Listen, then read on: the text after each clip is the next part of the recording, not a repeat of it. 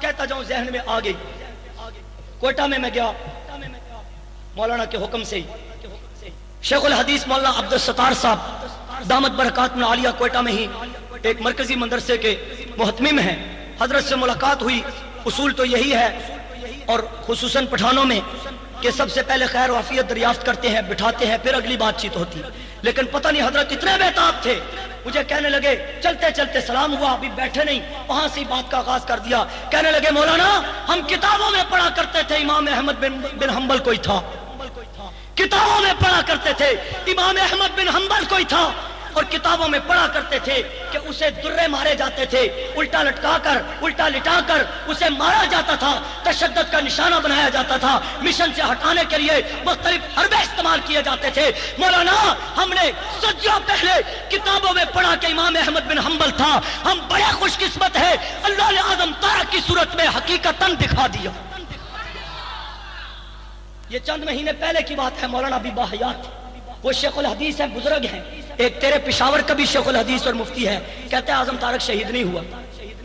تو بات کر رہا تھا مولانا عبدالستار صاحب کی. حضرت فرماتے ہیں کہ احمد بن حنبل ہم نے دیکھ لیا, اور ساتھ جملہ کہا. کہنے لگے احمد بن حنبل کو جب کوڑے لگا کرتے تھے تو ہم نے اس بات کو نوٹ کیا, محسوس کیا وہ برداشت کیسے کرتے تھے. پھر امام غزالی رحمۃ اللہ علیہ کی ایک روایت کا حوالہ دیتے ہوئے کہا کہ فرمایا کہ جب اللہ والوں کو تکلیفیں دی جاتی ہے تو ان کی برداشت کی وجہ یہ ہوتی ہے, ادھر احمد بن حنبل کو کوڑے لگتے تھے, ادھر اللہ کی زیارت ہو جاتی تھی, ادھر اللہ کی زیارت ہو جاتی تھی, یعنی کہ اللہ مل جاتا تھا, وہ برداشت ہو جاتے تھے.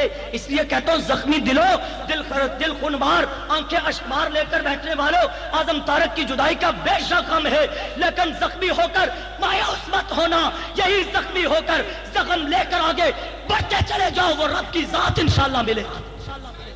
اور سیکھو اس بچے سے سبق, اس بچے سے سبق سیکھو جس کا بازو دشمن کو قتل کرتے ہوئے کٹ گیا, اور وہ زخم اس کے مشن کے راہ میں رکاوٹ بن رہا تھا, حائل تھا. تو ایسا نہیں کہ وہ زخم پکڑ کے بیٹھ گیا, وہ زخم پکڑ کے بیٹھ گیا, ایسا نہیں. اس نے پاؤں کے نیچے ہاتھ رکھا, چھٹک کر ادھر پھینکا اور آگے بڑھتا چلا گیا, یہاں تک کہ شہید ہو کر مقام پا.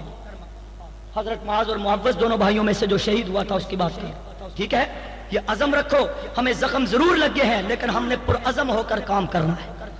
انشاءاللہ میری جیل سے لکھی ہوئی تحریر چند دنوں تک آپ کے ہاتھ میں آ جائے گی, اس میں بھی اس کا عنوان نام بھی یہی ہے, زخم اور عزم.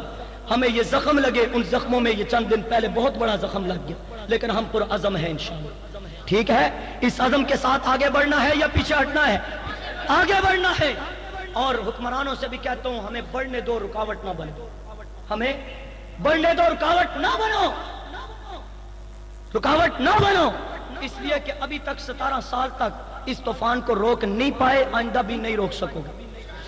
ٹھیک ہے, ہم نے اگر اعظم طارق دے دیا نا تو اعظم طارق سے زیادہ مقدس خون ہمارا نہیں ہے, زیادہ مقدس جوانیاں ہماری نہیں ہیں, زیادہ مقدس روح ہماری نہیں ہے, زیادہ مقدس جسم ہمارے نہیں ہے. جب اتنے مقدس کو قربان کروا دیا گیا ہے تم رکاوٹیں مت پیدا کرو, ورنہ اسی حوصلے اور جذبے کے ساتھ انشاءاللہ ٹکرائیں گے جس سے ٹکرانے کا حق ہے.